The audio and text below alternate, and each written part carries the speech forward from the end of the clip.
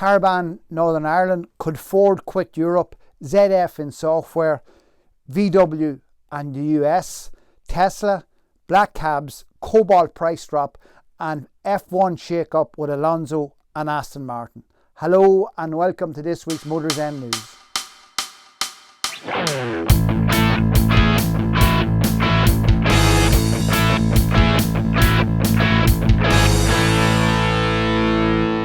Tyre ban to be introduced in Northern Ireland. The tyre ban is coming in on HGV and LGV tyres that are 10 years or older are going to be banned. It will be only on the steer axles on HGVs, but it will be on all the tyres on a single wheel minibus. If they're over 10 years, have to be replaced. There will be a fail a test. This was already introduced in Britain on the 1st of February 2021, so it's just the legislation and regulations in Northern Ireland coming in line.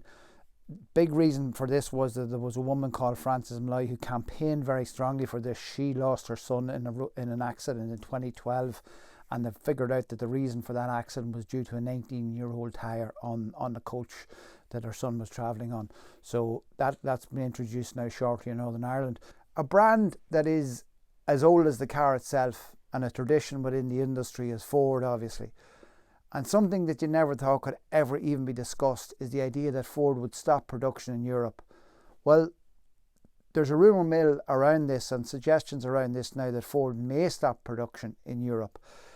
Already this year they've come out and they said that they're going to reduce their European workforce by 3,800 people. They're going to focus much more on battery electric vehicles. They've also come out and said that they're unapologetically going to say that these vehicles are based on American products. They made a very small profit last year, and that was mainly due to commercial vehicles. The previous 5 years they lost money. So the landscape for Ford does not look good. Also, their market share, which was in 2011 8%, is now 4.6%. The Mach-E also only sold 21,000 since it was introduced 11 months ago. They're being attacked heavily by Volkswagen, Stellantis and the Chinese products. So the future isn't looking good for Ford in Europe, and there's been some suggestions that they may quit production, which would be a very sad thing, but it is an example of how much change that's taking place or potentially taking place within the industry. Another big change is a brand like ZF, who we traditionally regard as transmission, gearbox, diffs, steering boxes, heavy metal components of vehicles. They've traditionally always been in that area, always been recognised in that transmission area. Well, they're moving into software, and they're going to be putting software on Lotus's up and coming EV SUV vehicle. They are responsible for the software that controls the brakes, the steering, active anti-roll bar, the electric drive, and this software will be able to be updated over the air. So a massive transformation for a company that was traditionally in the heavy metal side of things, but again another example of the changes that are occurring within the industry. Volkswagen came out 2 years ago and announced that they had plans to build 6 battery plants in Europe.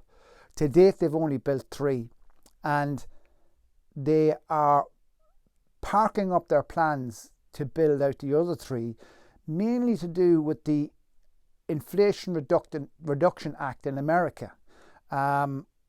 They are saying to the EU that they need to come up with a plan to assist them in a similar way that the plan that Inflation Reduction Act assists manufacturers in America. They could receive 10 billion in subsidies if they built those 3 plants in America. And they're basically saying, look, we're parking up these plants and we need some assistance, or we need a similar type of a concept coming from Europe, or we will possibly go to America and build these plants. There's some help coming from Europe in that the European Union has set up a central buying agency for lithium, cobalt, manganese. They've also speeded up the permits for mines and plants to mine and process these rare earth materials. But the main reason for that is to become less dependent on China. Right now, there's 95% of EU rare earths come from China. So they're not necessarily doing this to assist the manufacturers, more so to stop the dependency on China. From the day Tesla came into the industry, I think they've been known as a disruptor. While they're at it again, they're going with 48 volt. Now 48 volt has been spoken about for quite a number of years in the industry. Originally first electrics and cars were coming in at 6 volt, and then as more electrical demand came on in the mid 50s, 12 volts started to become common basically in the US. But the industry has been very slow to move out of 12 volt, and the suggestion is that there's the OEM, the original equipment manufacturers, have too much money invested in 12 volt technology. Well, Tesla have come out and said that their Cybertruck is going to be 48 volt. So this looks like the change to 48 volt is coming. Again, the consumer electronics on vehicles now are so dense that I would say it was inevitable that we would have to go this way anyway, but they are going that way on the Cybertruck. And again, they're back cutting prices again. Tesla came out last year and cut prices, but at the start of the year they've cut prices again.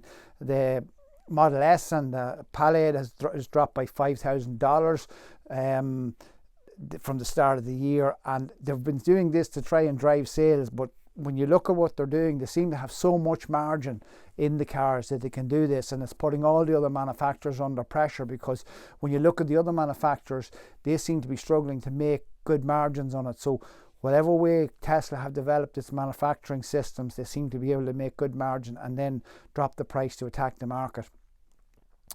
Black cabs in London. If I was to think of a vehicle that is kind of most outdated and probably heaviest polluting, I would think along the lines of a black cab in London.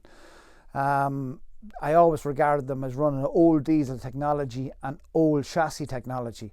Well, I'm well out of date in that regard, because now the TX London Electric Vehicle Company, their vehicle, there's more of those EVs on the road than there are the traditional diesel black cabs in London.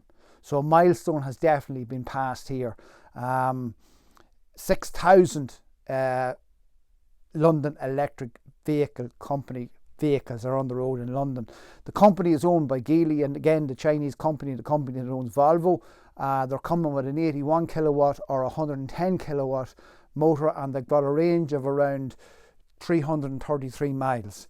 They first started showing up on the streets of London in 2018, and to date they would have travelled 534 million miles on these new electric vehicles, and they would have saved or not emitted 162 tons of CO2 that has not been emitted as a result of these vehicles going around London. So again, you know, the suggestion that electric isn't common or electric doesn't work, there's an example of it working, and it's working in an urban centre. And we've got now we're heading into 5 years of proof that it works. So again, that milestone of more electric taxis than diesel taxis in London now.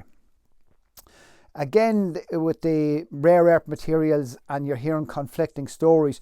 Well, cobalt, they reckon cobalt is going to actually drop in price this year, because the Democratic Republic of Congo, where most of the cobalt comes from, is going to swamp the market, and they reckon that they're going to put 24% more cobalt into the market than what was put into the market last year. However, the demand for cobalt is only increasing by 8%.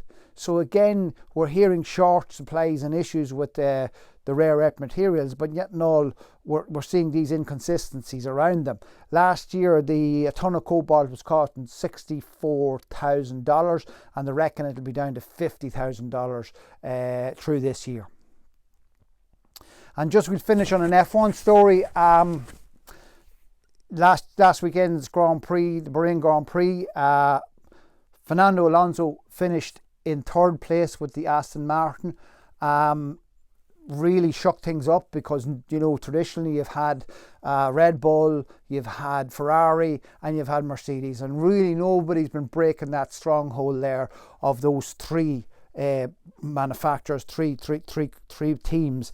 But Aston Martin have come in on Sunday and really rocked the boat on this one. And Alonso, at 41 years of age, he's a two-time world champion.